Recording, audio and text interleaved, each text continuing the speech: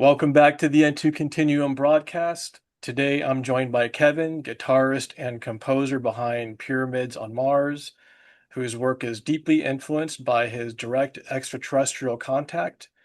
Since a pivotal first contact experience in 2014, Kevin has explored telepathic communication, tonal languages, and what he describes as music downloads from otherworldly sources, all of which shape his life and his music. Kevin, it's all you, man. The floor is yours. Let's All go, right. man. Yeah, Thanks, Tony. Thanks for having me on. you got it. Yeah. Yeah. So the first question that people are probably having is, who are all those people behind me? What are all Yeah. those portraits? Who are they? And they are actually And, these are the ETs who have changed my life. They're known as the and they're Ponti. and And yeah, go ahead. and they look so familiar because we've seen these grays before, but I've never heard the name Ponti. So what is that? Well, you see, there's more than just one group of Zetas who visit Earth. We know of at least seven. So the Ponti are one of those groups. They're a benevolent group. They reside in an information station under the Sandia Mountains in Albuquerque, New Mexico. Yeah. So that base is one of three or four main star stations or bases, information stations here on the planet Earth. There's one in Europe. There's another one in the Tasman Sea near Australia, and Albuquerque, New Mexico, underneath the Sandia Mountains is one of them. It has nothing to do with the military base in Albuquerque. This is like 2 miles below the actual mountains, which is part of an ancient human civilization that was used 50,000 years ago uh, Wow. by a race of giants, actually. Oh, So crazy. yeah, and what they did is they refurbished about 10% of that already, those underground, caverns for Uh-huh. their own purposes.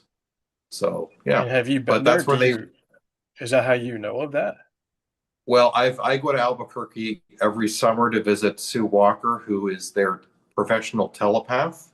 Uh-huh. But I have been taken to the Sandia Mountain information station many times. But I only have small snippets of memory that they've allowed me to remember being there. Most of my memories being with the Ponte they're blocked and suppressed, and there's reasons for that. Okay, I A was gonna lot of ask it has to why. do. Why would they block them if they're gonna be if they're kind of using you as like an ambassador of some sort, right? It's for security reasons, because you have to also remember that telepathy, star nations can read your mind, right? And so they can, there's other star nations who are not so, of right-mindedness, who could probe me and gather Oh, information from inside me, from memories that could, jeopardize things of the Ponte, you know. oh, So, it could be whatever we're discussing. It can be, security inside their base. It can be all kinds of things. So those are kind of the reasons why a lot of the information is suppressed. yeah. Uh, will be released, that I'll be able to remember stuff later on. But So you will remember you will gain those memories back and I believe bring them that to a the lot of public. memories, yeah, I believe a lot of memories will come back after official first contact. So that's what we are working towards. That's why the Pontier here is helping to prepare humanity for official first contact. Yeah, So, and we have not had official first contact yet, but a lot of disclosure is happening, and it's happening very, very fast now, especially with this year in yeah, 2026. yeah. So, with It's really that heating being, up right now. it's heating up, and that's why over the Christmas holidays, the Ponte, they picked me up at least four times, and I'm here in Hamilton, Ontario, and it's winter, here, and in December it's winter with snow. So, there's no insects outside. But, 4 times I woke up over Christmas, and I woke up with mosquito bites the next morning. And that's usually a telltale sign that I've been taken somewhere down south and been meeting with people. And the only thing I'm allowed to remember is the mosquito bites and how itchy they are the next morning. But the thing that I was allowed to remember was that the Ponte wanted me, as moving forward into 2026, to be doing as many interviews as I possibly can to Uh-huh. introduce their people to the world. So that's what's happening. So I've been And doing lots of interviews. You found me okay. on Jeff Maher's show, Yeah. and that video got like 36,000 hits, and Yeah. I was really impressed. And we had there's like 500 comments. People were commenting, and a lot of discussions were going on. It really, was getting getting to a lot of people, waking Yeah. people up. How many shows have you been doing like since Oh, then? I've over the years I've done well over 100 interviews. But So since they've told you to start coming out and doing this. I think I've done like since January, like probably at least six, Okay. at least six, and Okay. Okay. I'll be continuing to book more and more shows as much as I can going forward. So they're actually, well, I'm not going to, I have a friend who actually, she's an experiencer, and she's going to be a guest on Joe Rogan's show. Oh. And she wants to introduce me to Joe Rogan. So Oh, we'll see how nice. that goes. Yeah, There you we'll go. see how that. I mean, Yeah. you know, like probably around like 4 months ago, I was watching some other show, and I can't remember who it was, but this lady was saying something about I don't know if it was like some kind of meditation or something that if you participate in it, maybe it was I swear I cannot remember what it was, but if you participate in it in about 4 months or so, in a couple months, all of a sudden you're going to be introduced to this training or something to start doing telepathy. And when I saw your show, I was like, oh my God, like I totally forgot that about that. When I listened to you, I was like, I forgot that I did that. Is that what just happened? And I guess it was like her thing was also saying that like by um by doing this right now, we are kind of like ushering in this I guess this first contact in a way where it's not going to be controlled by I don't know, I want to quote unquote baddies or something, but it's more people based. Is that right? Yeah. Yeah. Yeah. Like real disclosure is going to come from the experiencers, people like you and I. Hmm.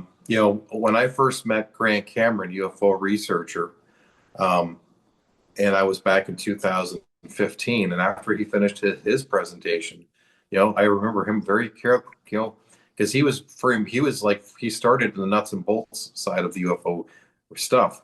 And then he moved more into consciousness stuff and interviewing experiencers. And he said, if you want to understand the phenomenon, you need to speak to the experiencers, the one who has been in contact with the ETs who have been on board the craft.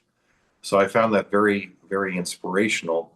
And then 10 years ago, I was offered my own radio show on the Artist First network to have my own radio show, and I created it as a platform for experiencers because of what Grant said. So that's what you can find my show Pyramids on Mars UFO Radio on the Yeah. Artist First network. So yeah. And how are you bringing this through your music? I haven't listened to any of your music. Is it more vocal or is it through the sound as well? Well, my music is all instrumental. Oh, Um, okay. it's I've been I'm influenced by guitar players like Joe Satriani and Steve Okay. Vai. Yeah. So my guitar my lead guitar playing is playing melodies. Um, but Okay. my music is very melodic. So there's instrumental rock music. A lot of it tends to go towards soloing, Uh-huh. and playing, blistering all kinds of stuff, and your hands going this way and this way, and look what I can do. Yeah. I'm not. That's not what I'm about. Yeah. I was inspired initially by Joe Satriani, who was singing melodies on his guitar, and Yeah. anybody could sing back one of his songs, and so that's been the direction for me. But then I learned from the Ponte from Tini here. Uh-huh. Um, she started her Tini and Thera up there started to teach me about tonal language and how to speak in tonal languages. Um, Two different ways of tonal language. The first one being, um, well, I can read it to you because this is exactly this is what Tini wrote, and this is exactly how I write my music with the melodies that I'm playing. Tonal languages. In tonal languages, harmonic variations on repeating themes is strongly utilized.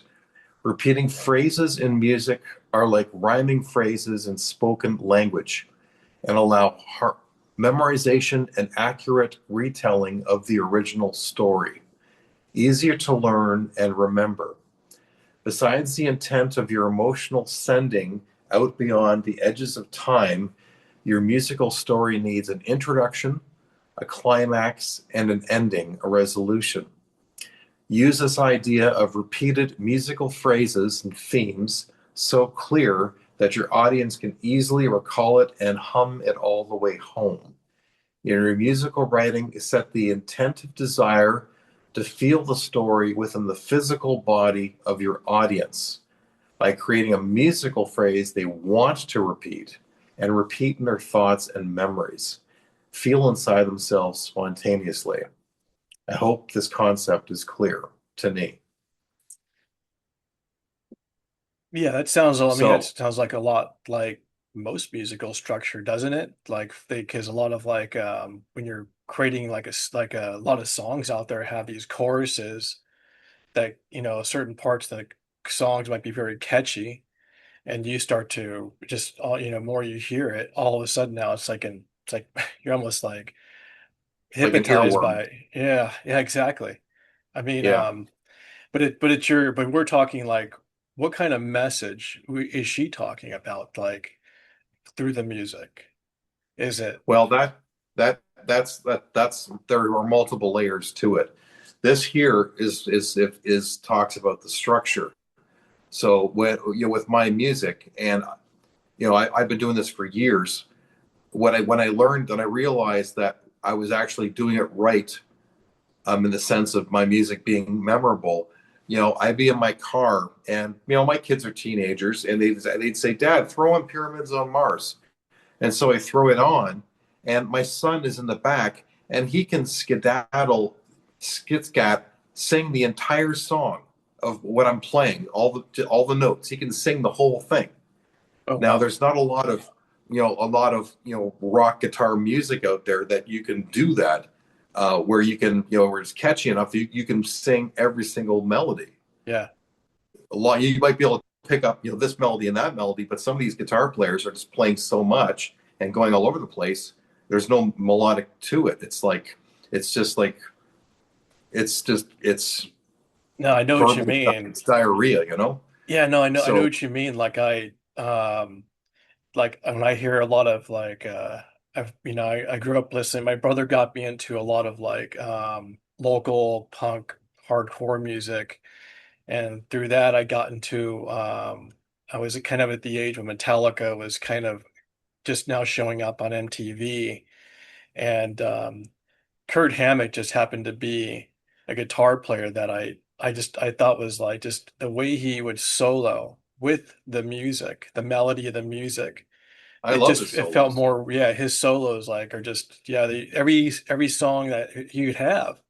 Um I never got into all the later stuff, but all it's like almost every song he would solo with the rhythm music, and the whatever whatever rhythm or is going on, it's like he's playing with the music and not, it's like he's not out in some spacey thing doing, then he comes back into it. It's Yeah, so yeah, that makes a lot of sense because it's like when I would hear that, it's like, yeah, I could, I could play those notes in my head more easily than I can just like that stuff. yeah. I can listen to a Metallica song and I can sing the guitar solo, Yeah. because I just know it. I just know it so well, and it's yeah. Like I love Kirk Hammett. I love his playing. You know. Is there is there like a type of like frequency that they ask you to like tune to? Like I know like there's this talk of like 423 432. Is that what it is? The Earth's 432. is that what it is? Okay. 432. Yes. All of my music is tuned to 432 hertz. Okay. Except except um my album Edge of the Black, there's a few songs which are tuned to 528 hertz, but there's a story behind that. Um, I didn't tune the guitars. That was Grayson, one of the Ponte. He actually came over here and he retuned one of my guitars. I'm shitting you not. It was my Gibson Les Paul, and I already had it, like drop detuned, right? Uh-huh. But then he took my guitar and he dropped it down, like way down from like a drop D down to a drop A. Like, he dropped it really down and made my guitar like a baritone setting. And Huh. I had no clue. Okay, like I just picked up my guitar one time and it just had this rich sound. It sounded so rich and deep. And I just started playing, and all of a sudden, this whole song just came together in one take. And it just Yeah. sounded beautiful. And I was thinking, wait a second, I don't remember my guitar ever sounding this low. And so then when I got my tuner, because it was already set to 432 hertz, Yeah. and when I checked the tuning, it was like A sharp. And I was thinking, wait a second, what the heck is going on here? That doesn't make any sense. It wasn't that the guitar was out of tune, it was retuned by somebody. Yeah. And so then I had to get a And you frequency. know it was in tune because all the strings felt like they were tuned, They're right? all tuned. Yeah, the guitar Because was tuned. because I mean like for someone who doesn't know, you might have a guitar your guitar is tuned maybe after a couple of songs, there's certain strings that have loosened up and Yeah, you gotta fix it up. You gotta retune it. But if yeah, you're experienced musician, you pick it up and all of a sudden it's like this thing just has a rich sound to it. That's yeah. because Because it's they tuned. because all the strings were retuned and dropped Yeah. down a step and a half. So like three steps down, or three half steps down. And the thing was is that when I got a frequency generator, it would tell me what frequency the guitar was tuned to. And I saw it was 528 hertz. I went, oh my God, who did this? Yeah. Who did this? And then I found out it was Grayson, one of the Ponte. He came on here one night and he retuned my guitar because he and some of the Ponte were talking about music and talking about frequencies. And he thought maybe it'll give him some inspiration if I retune his guitar to a different frequency. And he did. And then three or four songs on my album Edge of the Black ended up being written in these literal alien tunings. Well, so So what was the purpose behind doing that then? to see if it resonated differently with me. But he taught me how to play those those retuned guitars, because he what he did is he dropped my guitar down to a baritone setting. So my guitar was a baritone now, and was much richer sounding. And a baritone guitar is really really cool. But I had to put like heavy strings on the guitar because like the strings were flopping a bit. But I ended Yeah. up writing four songs that were in this alternate tuning. One song was called Luftpanzer. Another song was Echoes of Peter Steele, which was a Typo Negative tribute song.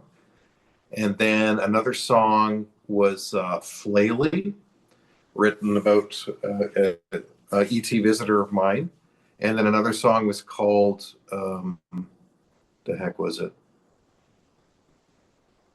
something about Arcturian, about the oceans of Arcturus or something like that. And it was kind of a meditative piece. But all these guitar, all the tunings were like this really drop down tuning that Grayson had done on my guitar. But for me, I 528 hertz.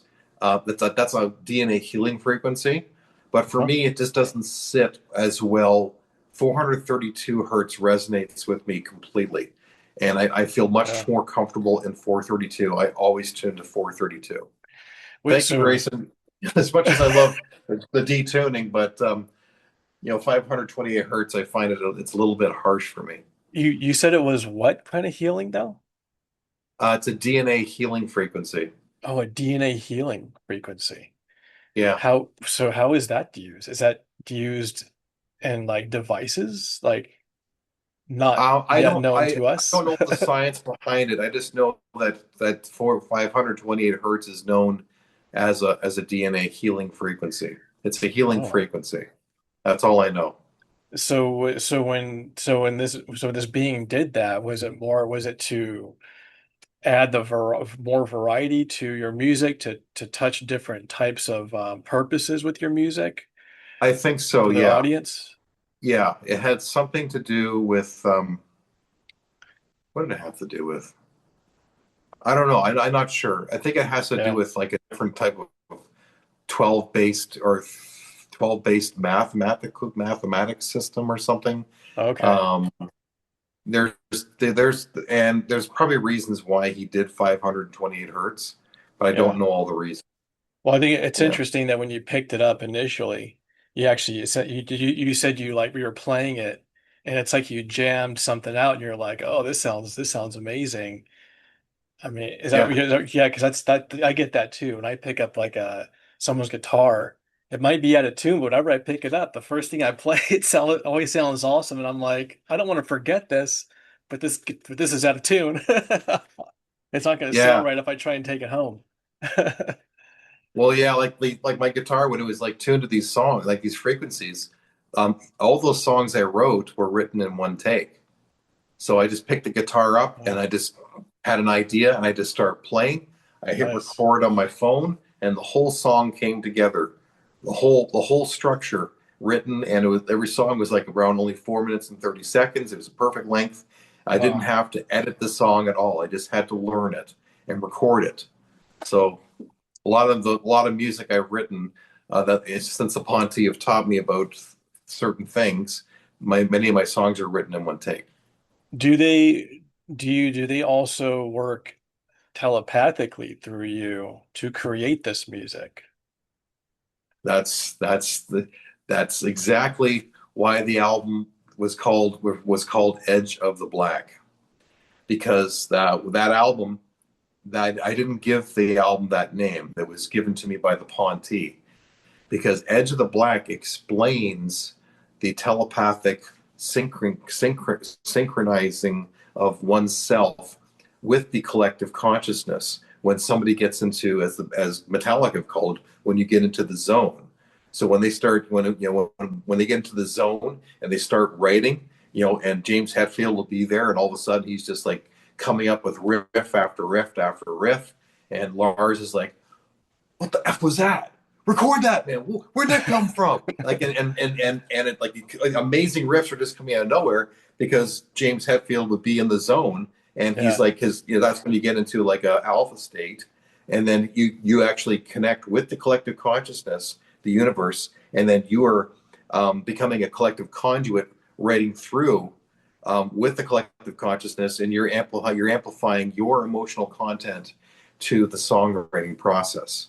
So once you get when you get rid of the ego, you get out of your ego mind, and you get into your emotions, and you get into an alpha state. Your The alpha state is when you're highly telepathic. Uh-huh. So when you get into this state, that's when you start to become more creative and flowing. And Yeah, it's listen. not just for music; it's also for artists, for people who do like painting or writing a book. They all will get into an alpha state and they become this free flowing consciousness, and they're actually Yeah. connecting with the collective consciousness. They're not even aware of it. Yeah, I was going through that telepathy primer doc, Yes. and it was talking about that, like being in this alpha state. Um, I had gotten into this gentleman's Jose Silva, the Silva method, and he does like a almost like an alpha state meditation for like manifestation and stuff like that. Um, the guy didn't really discuss any sort of like other than doing like repetitive tasks or something like that, like cleaning or something that would put you into that state. Um, is there also like an encouragement from the Ponti to step outside the guide and then to practice other modalities that work with all these states and that kind of stuff? Well, I know going on nature walks can put you into that more telepathic receptive state. Uh, Um, Also, getting into nature helps you harmonize with the Schumann resonance of 7.83 frequent hertz. So these things do help. yeah. There's many forms of meditation. Even just picking up your guitar and playing long enough, you can get yourself into that alpha state of creativity where when you get into that timelessness zone, that's where you want to be, where you're just flowing and you're just there in the moment. That's that's the moment that you want to be in. So that can help.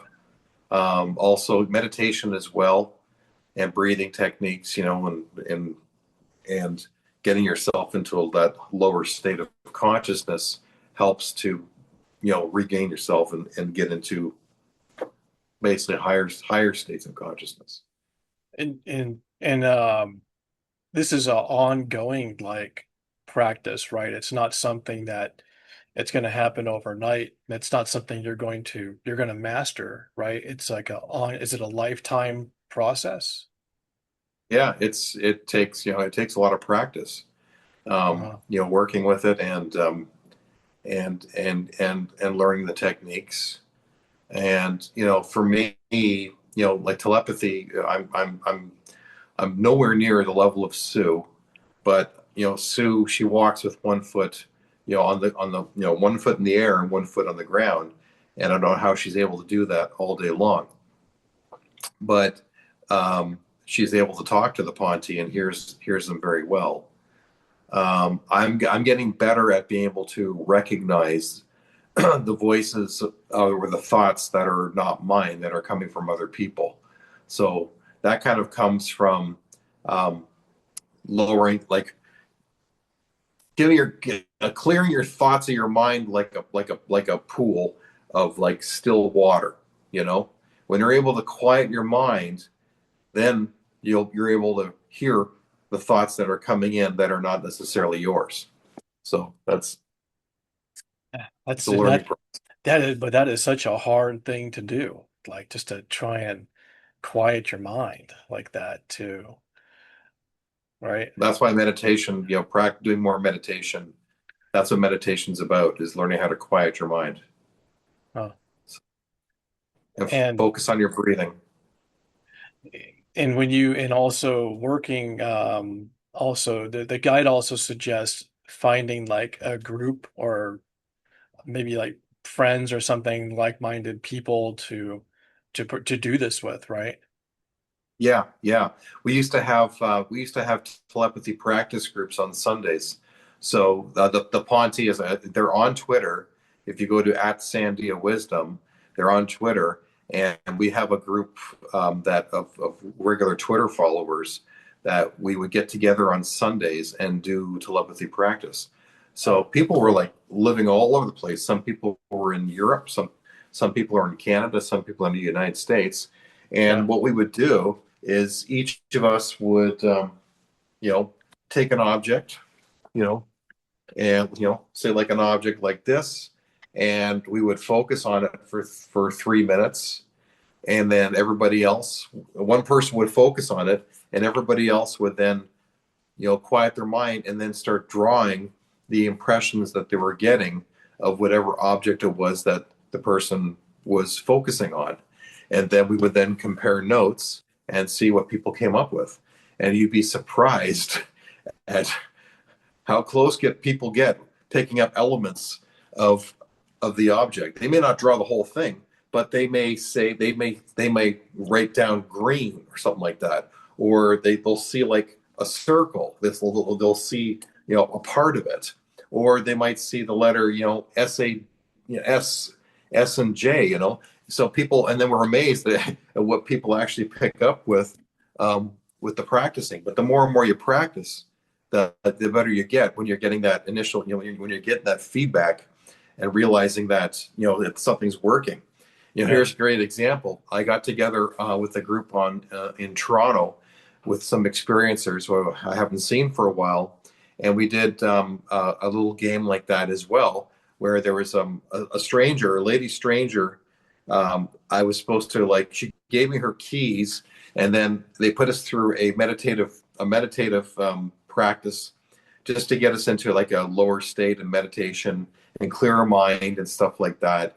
And then at the end, it was to what impression are you getting from the object, what you're holding of the person who you exchange with. And I got that these keys that lady kept them in a beige vase. And then when we came around, I wrote down a piece of paper. And then when I told her, she said, "Oh my gosh, I'm a," what'd she say? I'm an interior decorator, and everything in my house is beige, and I have a lot of beige vases." So I had no idea, but somehow that impression came up from holding her keys. So there's a good Oh, example man. for you. And And that was from just clearing my mind. And the first thing I saw was a beige vase. yeah. And I wrote that down. So that's kind of an idea of how you can practice your telepathy. Because what I did was I cleared my mind, let my mind go clear. And then this thought came to me that was not mine. So the more Uh, and more I'm getting better at recognizing thoughts that are not mine. yeah, I mean, because your own mental voice acts as a block, right? If you're not in the right state, I guess. Yeah, right. The Ponti have a good way of expressing it. It's like you're waiting for the mailman to deliver mail, but don't throw out the new mail that's come in. You might be missing out on surprise. So what my friend was Yeah. telling me was that I was getting telepathic messages, like mail was being delivered, but I was throwing the mail out as it was being delivered, not giving enough time to realize that there was already something in the mailbox. So Is that kind of like selective hearing? Because I think sometimes I have selective hearing, like it's selective thoughts. It's like yeah, ignoring the thoughts that are coming, and real when in fact actually you think that they're your thoughts, when in fact actually they were not. yeah. You're taking granted that that they're not your thoughts. Another great example was I was in the car with my coworkers a couple days ago, and we were driving, and I was talking about. I was playing a song or something like that. Oh yeah, it was a Pink Floyd song, and then all of a sudden this thought came into my mind: magic mushrooms. And then immediately my coworker said, "Oh, this would be great to be be great to be on shrooms listening to this." And it's like, I Oh, heard you just a second ago. but So that's is it? But but I would say like you listen to Pink Floyd, and you're immediately it's like I think like it'd be great if I had a something to smoke. And so if my friend said that, I would just think because he knows Pink Floyd and probably has the same, I don't know, stereotype with Pink Floyd. Um, well, I listen to Pink Floyd all the time, and I was just enjoying the music, but this it was an intrusive thought that came in of magic mushrooms. And then once that thought came in, she said, "This would be great to listen to shrooms on." I'm like, I heard you before you spoke. Hell, so, but that, That happens a lot more than a lot more these days. yeah, I was gonna say like I seem that happens with me a lot, almost every day I would say. Okay. And like I can imagine like most people that has to happen with, you know, Yeah, but like we're just trained to think that it's our own thoughts because yeah, we're not trained that way. So, yeah, you need, learning to develop your telepathy and realizing how it works. I mean, it's not just thoughts. Telepathy, it also can be actually hearing a voice that speaks to you as clear as you're hearing my voice. Because I've experienced both. I've experienced both of that. mm, So, my one of my friends, Marley, she was the very first human voice I ever heard telepathically because she's in the United States and she was asking for people to do a meditation with her at a specific time to help with healing. And I was on my bed and I was dropping my consciousness down, and I heard her voice, Kevin. I heard her voice. She realized that I was there with her, and I heard her voice in my head. So it was quite yeah, amazing. Plus, yeah. I've also had Star Nation visits, ETs showing up here, and I will usually hear them telepathically first before I can see them. So Oh, well, what do you mean? Like a visitation to for like to you? yes, Like an ET yeah, visitation for you? yeah, And yeah, you would hear it before they even show up. yeah. I will often. Well, there's two different ways. Um, a lot of my ET visits have taken place in altered states of consciousness, in an alpha theta state. So that's a state between awake and asleep. So you're not awake, but you're not dreaming. You're right in the middle. Yeah, It's a very interesting zone. You yeah, can enter lucid dream states from that, but sometimes you may not. Sometimes in that state, I will end up leaving my physical body and I'll be in my astral body, and then I will feel like somebody will be touching my arm or something like that, or somebody will be lying down on the bed there like a star nation, and then after a while, then I'm able to see them through my astral eyes or in that dream state, and then we're having a conversation. So, and that's how I've had a lot of visitations that way. and is that like is that how you tell these ETs come to us? Like are they like through like a consciousness type visit Yeah, and like an yeah. ethereal type visit or something? Yeah, a lot of ET visits are like that. Yeah, because you're then interacting with them. You're meeting them halfway. If you can meet them in those altered states, it's it it's safer because Yeah, there's no exchange of biological contamination of bacterias that they may have on them that might affect you or vice versa. yeah, But also they're much higher developed consciously beings, and so you're meeting them at their level, and so then they're able to interact with you because you've shown a level of evolution, so to speak. Uh, you also have to get over your fears. They cannot visit you if you're fearful. There's three rules. Cause no fear, do no harm, leave no trace. Are these the rules that extraterrestrials follow? So if you're fearful, they can't show up. They can't show up. So when I've started getting over my fear, that's when I started to have these visitations.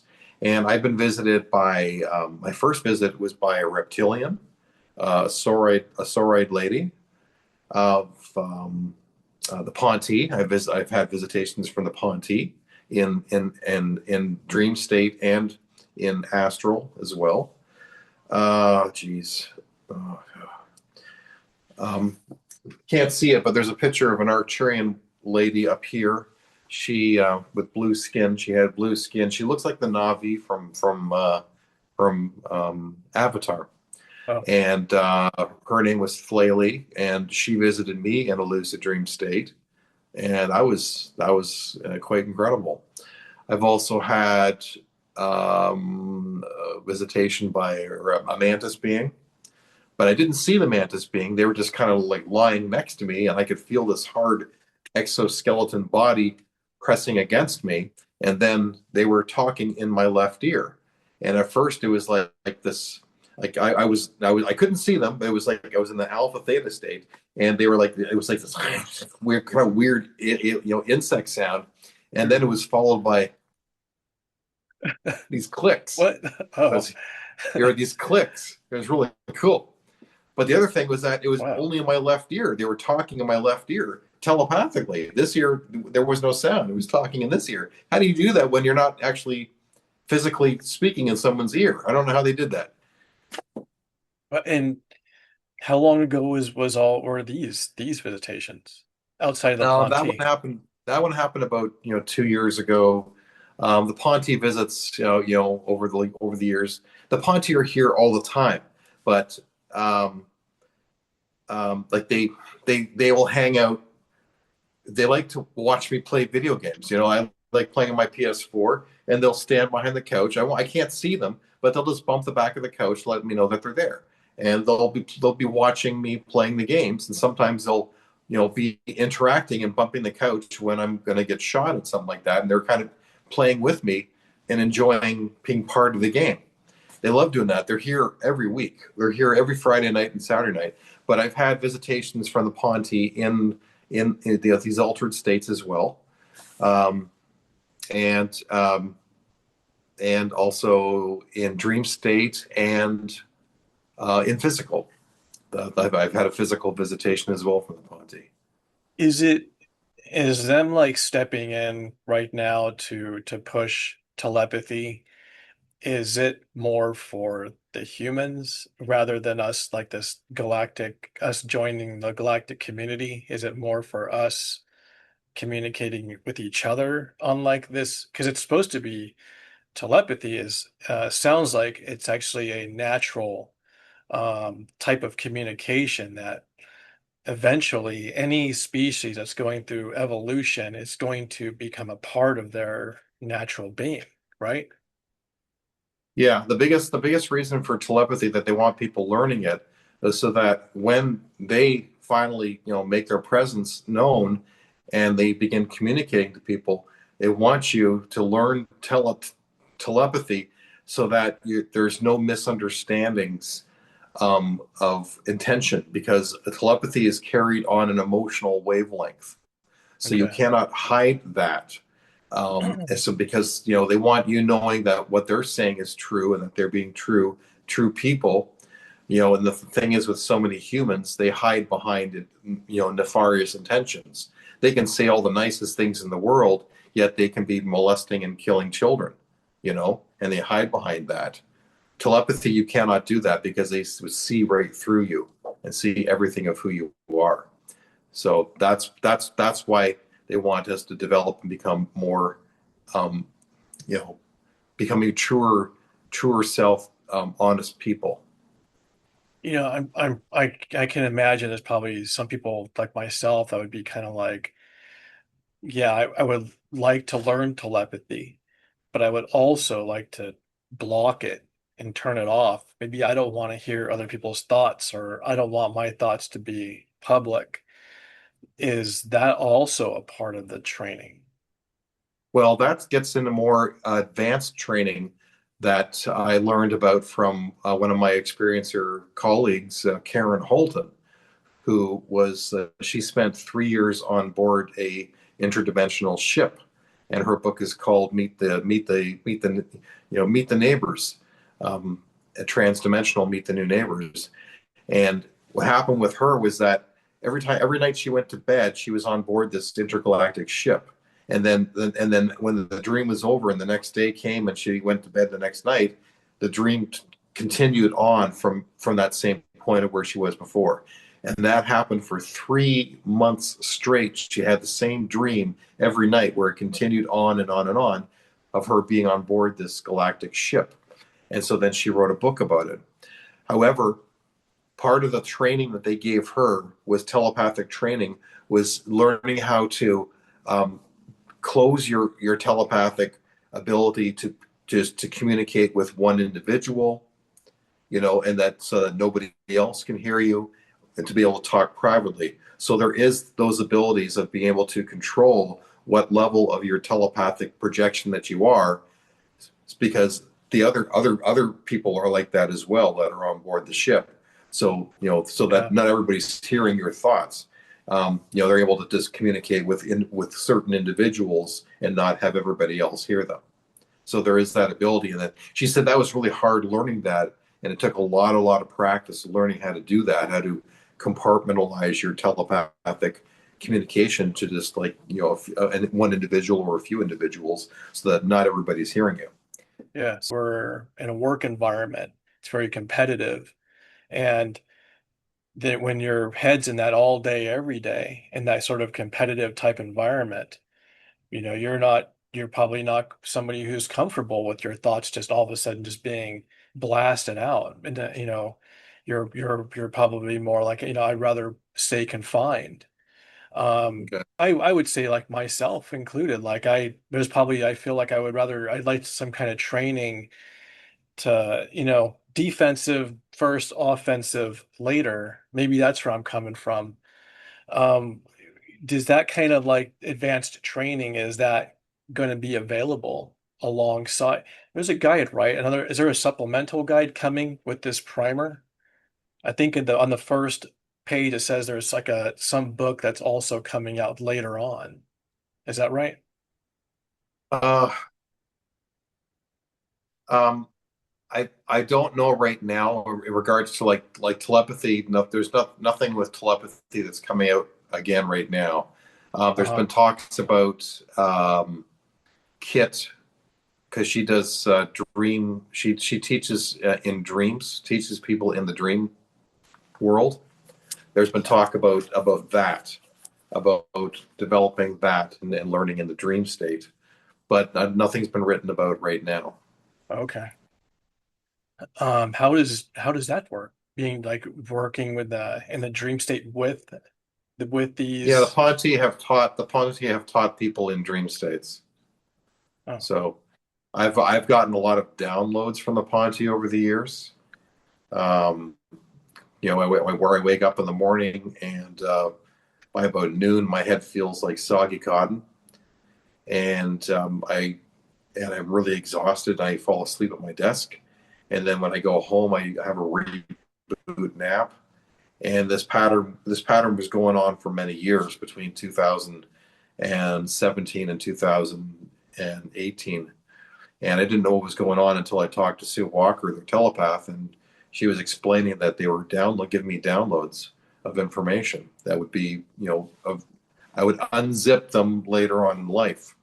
yeah. One of them I finally found out was, it was a download of teaching me how to astral travel, because like I'm 53 or 54, however old I am, and then one day, all of a sudden, one evening, I'm astral traveling, and I don't know how I did it, but I did it.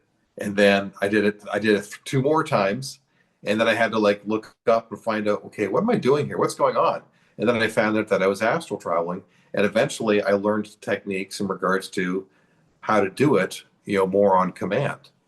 So that was you just don't wake up one day and learn and know astral travel. I knew it had to be a download that the Ponte gave me, and subconsciously I unzipped it or unpacked it, and then all of a sudden I was learning it. So yeah, there you go. And so you still have that ability or something to Oh yeah, astral travel? oh So yeah, now it's oh ingrained yeah. in you. It's ingrained in me. Yeah, and I found easier ways, easier techniques for learning how to, for getting into those states and being able to leave my body in astral travel. Okay, yeah. So you were saying about asking you about telepath,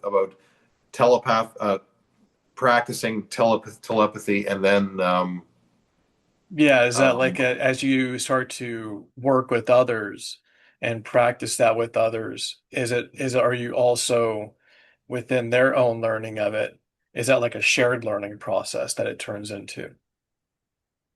well, it's it begins with putting on your training wheels and learning how to recognize those thoughts that are coming that are not yours, or being able to communicate with people who are close acquaintances, um, that you want to communicate with.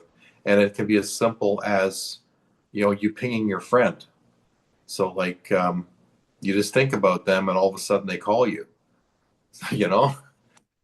So those, those are good ways of starting things. So Yeah. we have to put our training wheels on and start to learn these things, and uh, you know, learn these skills, so to speak.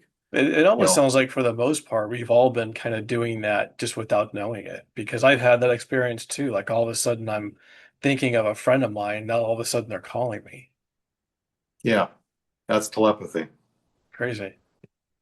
I mean, I've Yeah, been sometimes I'll answer my mother before she's asked me a question, and I just knew that she was going to ask me a question, and I'll answer it, and kind of freaks her out sometimes. yeah, So, it would freak anybody out because I mean, like, if especially if they know you're practicing telepathy, you well, know. yeah, it just kind of happens sometimes. It's like, oh, like where these things pick up, and I realize, okay, yeah, I knew what was going on there. Yeah. Because if somebody's like if they're not really practicing telepathy and they go, I knew you were gonna say that, well then it's like kind of like you're gonna laugh it off. Oh, you must be psychic. You know what I mean? And and little do you know you actually used that innate ability. You just didn't know you used it, right? Yeah, yeah. Sometimes you don't realize you're using it. Yeah. Is that like also connected to like the pineal gland? Like I know it's like talked about in the guide. And there's a lot of like stuff out there to decalcify your pineal gland. Would you Hmm. suggest people do that too? I don't know what you can take to decalcify your pineal gland, but I know that decalcifying your pineal gland is very important. Um, Uh, and and with telepathy, it's you're using your amygdala. So there's these two almost like headlights that are somewhere in the center of your brain, in that same area as very close to the pineal gland. But the amygdala is part of one of the parts of the brain that helps with telepathic communication. So the Ponte will say, "Turn your headlights on," and which means put your focus on your amygdala a little bit more, with emotion, speaking more emotional, putting more emotional oomph behind your communication. Sending out snowballs of emotion with with with your thoughts of what you're communicating. The more emotion you put behind your thoughts, the more and more that's how telepathy is communicated, is on an emotional wavelength. So they always are emphasizing, put more, put your thoughts into a snowball of emotion, and toss it at us, so to speak. oh, cool. Yeah, I mean that makes a lot of sense because it's like emotion is like something you could also feel sometimes on an energetic level when you're just next to somebody. You know what I mean? Especially with Hmm. somebody you're close with, there's like something like your kid or something you might feel emotionally. What's up with you? What's going on with you? You know what I mean? You might just feel it. Yeah, You might feel the energy or something. And you um, feel the energy. And that's the other thing, like, that I've learned, because I do a lot of public speaking, and even in my job, because I'm on the phones all the time booking appointments, I'm communicating on that emotional wavelength telepathically whenever I'm speaking to somebody, so that they know that I'm telling the truth. And because I only have 15 seconds to win them over to trust me or to like me, to for us to have a conversation to see if they're interested in booking an appointment. So, and I'm communicating on an emotional wavelength. So I'm practicing that all the time. And then when I start doing radio interviews or interviews like Jeff Mara, that whole entire time that I was speaking with Jeff, I am communicating at very, very, and I'm doing it now as we speak, at a very high emotional level, so that people understand that what I'm saying is coming from 100% truth, and I'm not hiding anything nefarious or deceitful when I'm communicating. I'm telling the truth. So I'm always practicing it whenever I'm doing radio interviews. What is the emotion then? Because I mean, I'm talking to you right now, and you seem normal. I mean, I like I'm talking to somebody normally. It's just I put more emotional oomph in my speaking when I'm speaking, when I'm doing interviews, as compared to like if I'm just like lying on the couch, looking at my phone or talking to somebody on the phone. So I just might be like, casual, relaxing and stuff like that. But when I'm speaking, when I'm doing public speaking like this, I'm in more of a zone, so I'm more Uh, focused because I'm communicating something very important. yeah. So yeah, So when we start as this starts to move on, like what's the Ponte telling you like as far as like 2026 it to me is feeling like this year that's kind of kicking this thing off. And when I ran into your show on Jeff Mara, and then I was also hearing this talk about telepathy coming in about this time, and it did because I ran into you. And I also ran into somebody recently in another show, and they use these things, these blinders they put on, and there's like an organization where they teach them how to read, I don't know, do some kind of mental activity, telepathy type activity with these blinders on. I didn't yeah. see that before. I mean, but it looks like it's been there for a while now, at least a couple of years or several, more than a few years. Um, what is so special about like right now? Like why now? Right. With disclosure, you mean? Yeah, this, I mean, with the telepathy coming out, Oh, you froze again. is it disclosure? Is that why they're pushing the telepathy?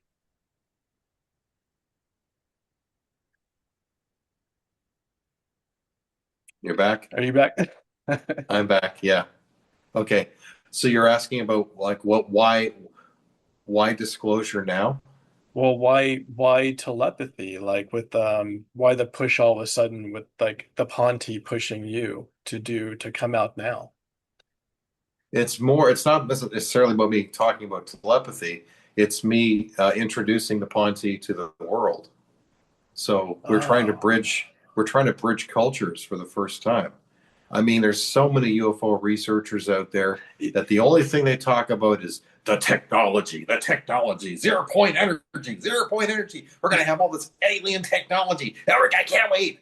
And it's like, is that the only fucking thing you care about? These are people. These are people trying to bridge cultures for the first time. These are yeah, people. They are cultural explorers. I mean, and there's so much talk about, aliens or demons. I'm so tired of that BS. These are people just like you and I. They're yeah, not demons, they are people. There are so many thousands of star nations out there, ET star nations. There's ET star nations who are here on the planet now who look just like us, and you would never know that they were from Venus or from Mars or from Umo. They are human. And there are so many human races out there. yeah, You know, it's unbelievable. I mean, Battlestar Galactica. When they talk about the original 1978 series, Caprica and all the planets out there, and they talk about the sister planet Earth that they're trying to go to, and another human race. Well, yeah, you know what? That's actually more of a documentary because there are lots of human nations out there. Many of them have already left Earth. We are like the fifth. I think we're the fifth age of man. Where we've gained enough technology and we've left the planet during other cataclysmic times, yeah, and we've gone to other places and relocated. So we're not, we've been around. There's other sisters of man out there in space, and there are a lot of ETs here on the planet who they look human, but they're not human. The tall whites, those tall whites that Charles Hall met when he was like working in Nevada. They're human like, but they're just slightly different. Um, yeah. you know, so you know, But there's also other ETs races who are, who look different than us, like the Ponti. They're not aliens. They're they're human too. Yeah. We have to expand the definition of what human is. Humanoid bodies, 2 arms, 2 legs, 2 eyes, a mouth, ears. That's a humanoid body. There's many forms of humans. The Yeah. Ponti are just not Earth human. You know, I think they have a little bit more. What is it like? Amphibian in them or something like that. You also have Lyrans who are feline people. You got dog men. You've got reptilians. You've got mantids, insectoid humans. You've got avians.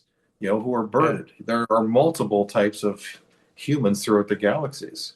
So they're not aliens. In fact, we're all related. You know, Yeah. we can genetically mate with many of these other races because we all share mixed genes. There's not one pure race out there. Not one. Not one. We all have a little bit of mixed genes here and there and here and there. Even the Yeah. Ponti, whenever they meet another star nation, they always say, "How you doing, brother?" That's because they know at some level they know that they're related, that they share genes together. These are things that Is we that because like found. the universe has got to be so ancient that there's through mixture and evolution and everything, we're all part of the same. We're all the same thing, or we're all kind of Well, made we've up of the got same so much. thing. Yeah, we've been genetically tweaked at least 12 times by 12 different star nations, or we've been tweaked even more. We have a lot of inactivated, dormant DNA. Yeah. But it's the same with the Ponti. I mean, we have ETs who are been visiting Earth for millions of years who have traveled beyond star systems and galaxies, and have intermixed with multiples, and so they mix genes here and there for different purposes. Yeah. There's some hybrid programs that are done so that they can create a race that is suitable for certain planet systems. Have Yeah. mixing, taking a little bit of this, a little bit of that.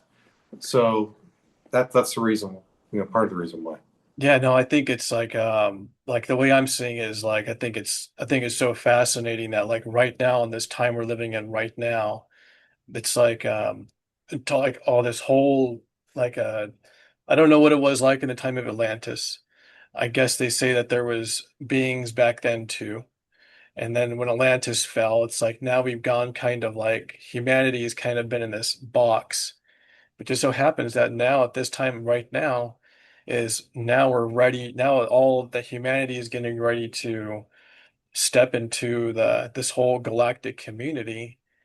Yeah. And yeah, I think, like I you know, I'm looking forward to putting this guide in a practice in my own life. When I was going through it, I kept looking at my wife, and my wife is deaf. And I was like, that would be so awesome if I could do this with her. Because because half the time especially we talk about important things, it's like I have to call her on this through this ASL interpreter thing because my sign language is so Oh, terrible, you know? oh, Yeah. And then yeah, I think so. It's like I think it's fascinating, man. Like I said, like I didn't hear of your guys what you guys were doing, not until now.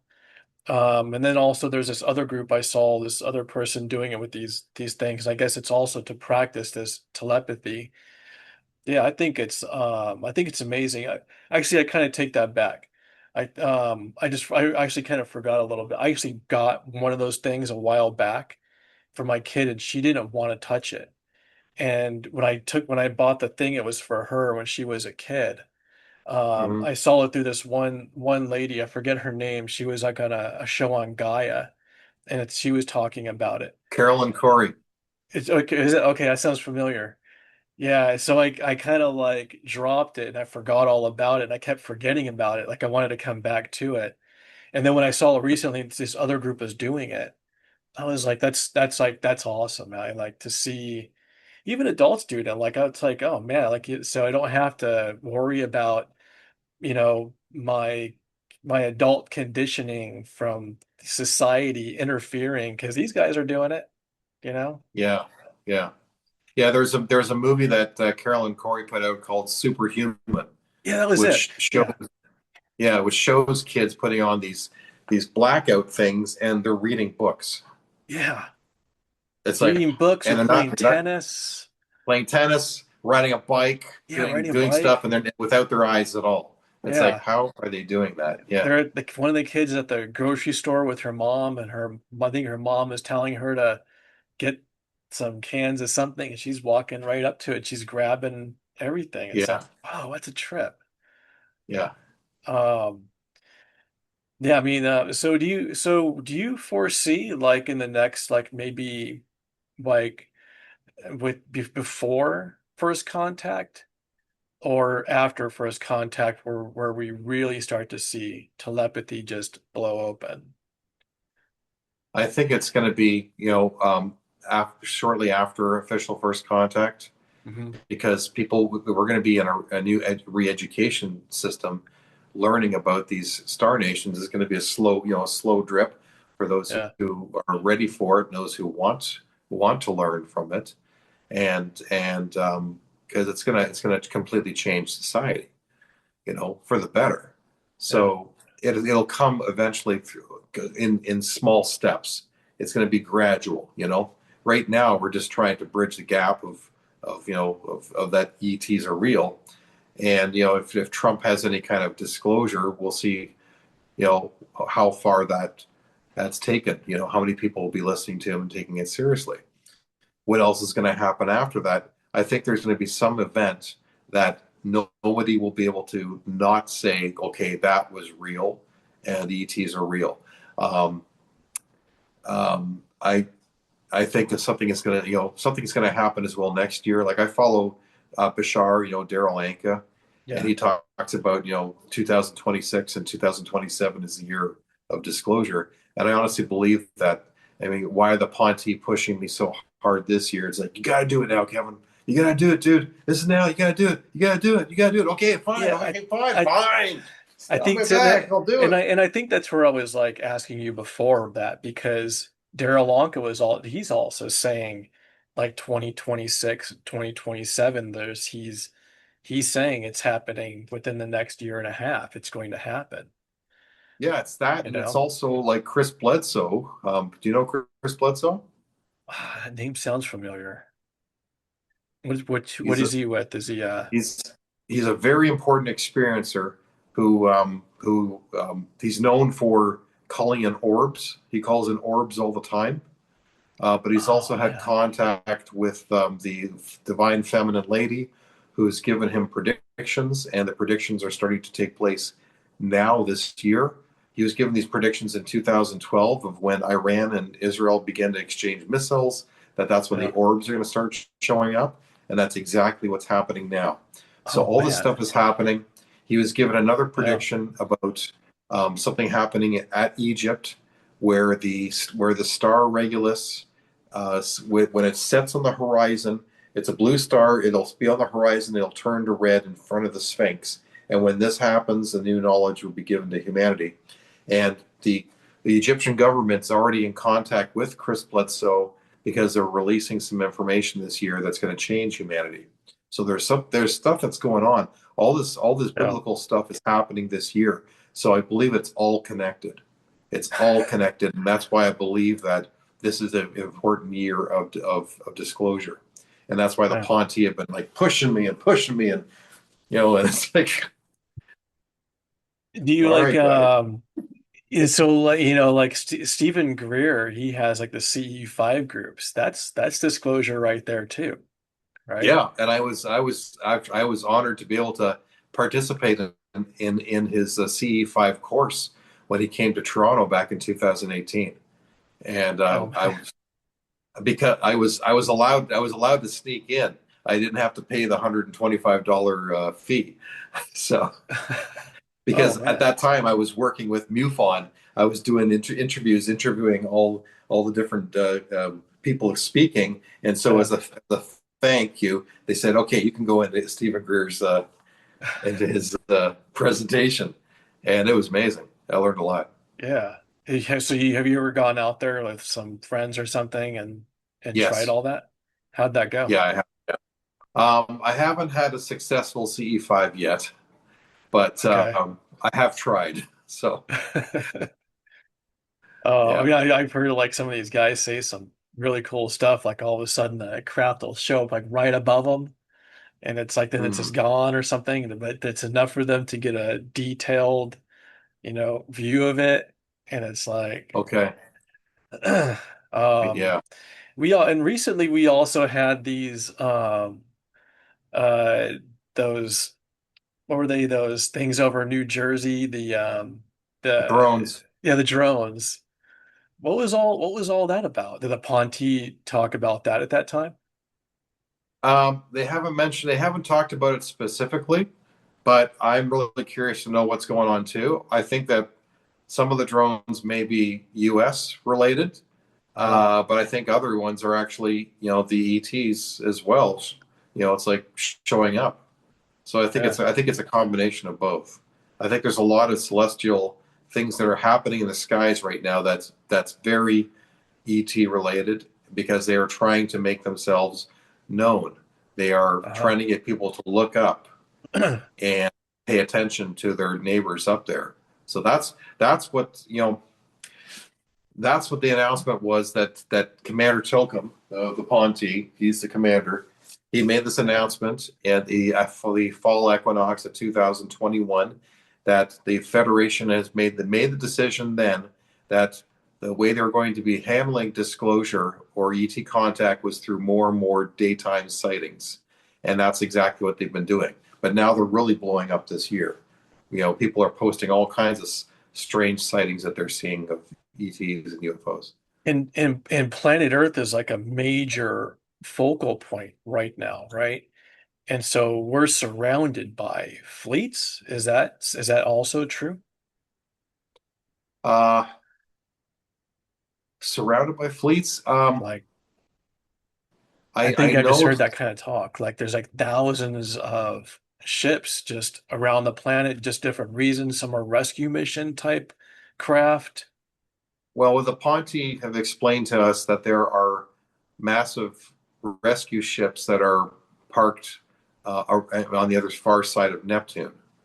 So they're like Oh, huge ships, and they're equivalent to the Red Cross, and they are here because we are in the middle of an extinction level event. So they're kind of like here to help rescue people and relocate people. But they're not going to be able to relocate and rescue everybody. Some people will be taken underground, but there'll be many people who are not going to be, moving forward. So they can't rescue everybody, and you know, is there's a lot of people who are not ready. We're not ready for ET contact because we cannot bring our brainwashed ways um, to their societies. You know, the amount of violence and lack of empathy that so many humans have these days, lack of morals, of all these evils that are going on and being praised, where evil is good and good is evil. We cannot have that kind of. We cannot.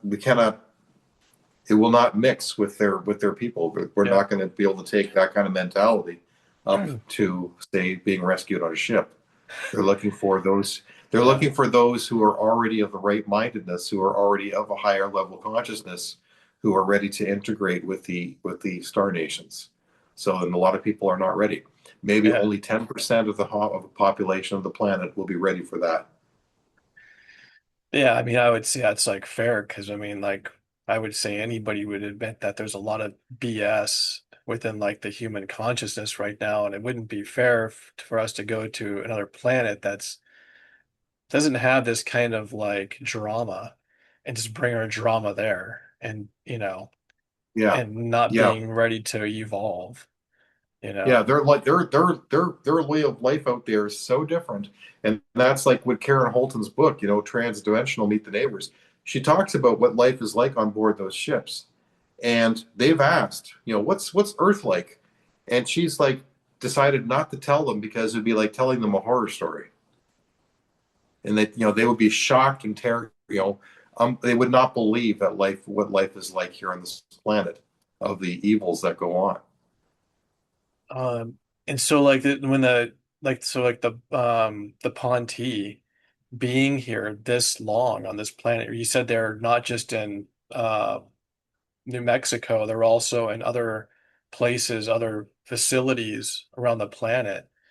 They know they've been here for longer than humanity then, right?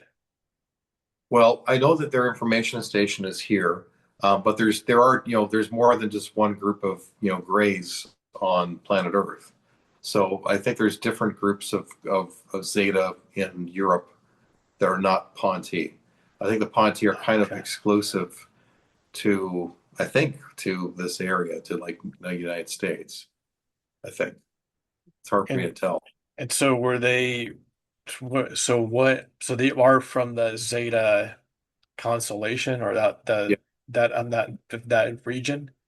Yes, that's right. Yeah. Are all the Greys from that same region? I don't know. I can't speak for all Greys. I mean, there's a lot from that area.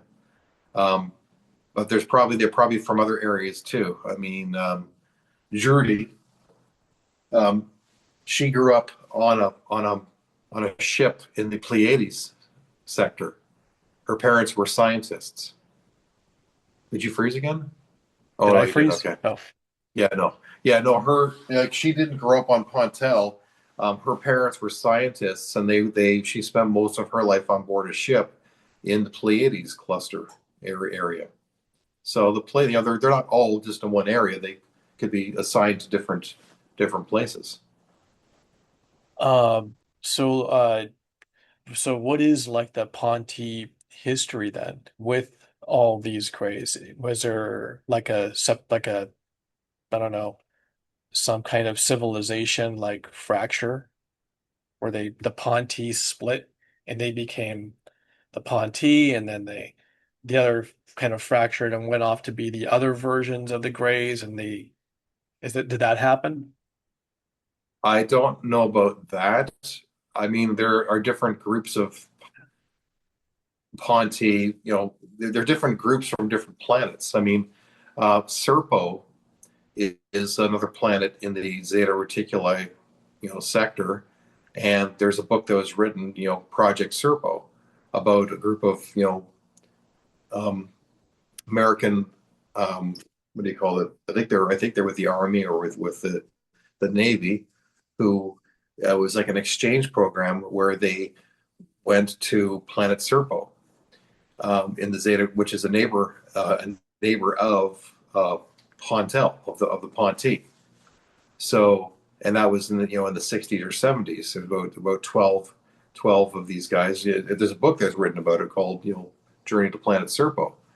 And what was shocking was like it's not science fiction, because uh, 2 years ago I was with Sue Walker in Albuquerque, and one of Sue's friends had dropped off that book for me because I was reading about it, and in the book they actually talk about Planet Pontel, and the Ponti are mentioned. But then Sue decided to ask the Ponti, you know, um, have there been groups of humans who have gone to Planet Serpo? And then Sue went, "Oh my God, you're not going to believe what the answer was." And their answer was, "Which age of man, please?" Wait, which what? Basically, Oh, Age of Man. which age of man? Because as I explained, we're the fifth age of man. There's been this has been going on for thousands, if not tens of thousands of years, of Earth humans going to Oh, places like planet Serpo. oh wow. Yeah, So they have been here for a long time. long time. The Ponti, their history of their records go back 135,000 years on this planet. Oh wow. Well, how far back does Atlantis go? I don't know. I have no idea. Oh I don't know man. everything, dude. Well, I mean, you know a lot, you know. So I'm sorry, man, but I'm trying to, it's kind of amazing. I mean, like when I think of like all the ETs, I mean, like like I got into QHHT because of my daughter, and that was I want to say maybe like 5 years ago or something. But before that, I watched a lot of Ancient Aliens, and I was never into like all the psychic kind of stuff. I know, but it was really all the ET stuff that I was really all into. And even Yeah. when I was growing up, like I read Whitley Strieber's book, The Communion, um, Yep. when I think I was maybe like 16 or something. And what's funny about that was I read it on the way. My uncle was moving out to Wappinger Falls, New York, and me and my uncle were reading it on the way there. We got there, and his father-in-law was like, "Oh, what book are you reading?" And I was showed me. He read the back, and he goes, "Oh, upstate New York. That's where we're at." And I was like, "What? I didn't know that. I didn't know that's part of Uh, that's the part of New York we were going to." And it's like, and and watching all those kinds of movies, man, they really put like a really scary buzz on the whole experience that these guys have had. And then I find out later on that, Whitley Strieber is saying his experience, what that was all Hollywood. His experience with those beings was like really friendly. And yeah. same thing with Travis Walton, his Yeah, I was so experience too. disappointed when I saw his movie in the theaters and I saw the ending. I was so Yeah. angry because I knew that it was all bullshit. I knew Oh that the man. ETs were not like that. And then, and then Travis came out a couple years ago, Travis Walton, the real story, and it was more of a documentary, and that was him coming clean of what the real story was like. Yeah. You know, And I it's got, like, I got to meet Travis a few times. yeah. So I mean, so that's so like when I see these guys now, it's like, you know, I just want to know how to behave with them. And the guide is actually really great, like how like your approach to when you start to develop the telepathy, it's important. I like how it actually holds your hand and help, getting you to understand too that there is like an approach mentally, that you should be working on, at least to a certain degree. And yeah, I think it's great. I mean, like I really like look forward to like it being like the peaceful landing and not the other one that these guys are saying where it's like the attack and all that kind of stuff. If there's an attack, that's the government, and that'll be a false flag alien invasion, which the career's been warning about for the last 15 years. What does that do to first contact if that happens? Like, Cancels it, completely s- cancels it. and what happens And that after was that then? then we're left to our own. And, whatever disasters happen, good luck to you guys. See you later. Hmm. It's bad. It's not only that, but it's also, say goodbye to trillions of dollars in interstellar trade. There's so much riding on official first contact. You have no idea. It's not just say goodbye to technology, but also say goodbye to meeting your neighbors. Say goodbye to billions of to trillions of dollars in interstellar trade. Just think Hmm. of what we would lose for a small percentage of the population who wants to maintain control and feed their war machine. It's pretty sick. Well, I look forward to like when I talk to people about this moving forward, it's like it's telepathy is it sounds like it's like at least it's the one thing that we can do to like usher in like the more people version of it, you know, the one It's the that's language out there. It's a language of our galactic neighbors. That's how they speak. That's how they communicate. We got yeah. to learn how to speak at their level, so that that we're communicating, that they're communicating, that there's honest communication going on between both, and we know it. Yeah, And as I explained, there's a lot of levels to telepathy. That not that your thoughts are always going to be public to everybody. There's different levels of communicating. It's a learned language. Yeah, and that's so on the other note, like we were saying, to communicate like with the galactic community, I also see it like it's also for humanity to learn to communicate with itself. It's like that's to for you and Yeah, I to be able to sit down at a table and have a very clear level of communication. That's not, yeah. that's like that's also like another area I think is like um I would look forward to with just in general. Um Well, wait, so there's a you meme that we created with Drudy. It's a meme of her speaking, and she says, "The honest person in me is speaking to the honest person of you," and that's how they communicate. That's how they naturally communicate. That's just normal for them. There's always 100% honesty with the way they speak to each other, and they're hoping that we can learn to be able to learn to do the same thing. yeah. um well, let's see. What kind of time do we have here? Oh, it's been about an hour and a half. How are Yeah, you I'm getting looking right kind of now? tired. I'm getting kind of tired. Okay. Well, hey, look, man. I mean, oh man, I would love to have you on again as this starts to progress. You know, Sure. with the platform that I have, I would, I was actually, I've been thinking about this a lot since I saw your interview and I started reading that guide. I was like, it'd be really cool to build a group within this community and just you know, and do this thing, have fun with it. Mhm. Um, but if you see, if you have like a group too and you're doing that too, I would love to connect with you on that and get blast this out for this community that I've put together and because I know a lot of them are all their heads are in this too. So Okay. Yeah. Yeah. um, well, whatever you want to finish off with, man, whatever message you have left for the rest of us, man. I mean, Sure. Yeah. Well, you can follow me at pyramidsonmars.com. That's my website. My radio show is on the Artist First network, so that's artistfirst.com.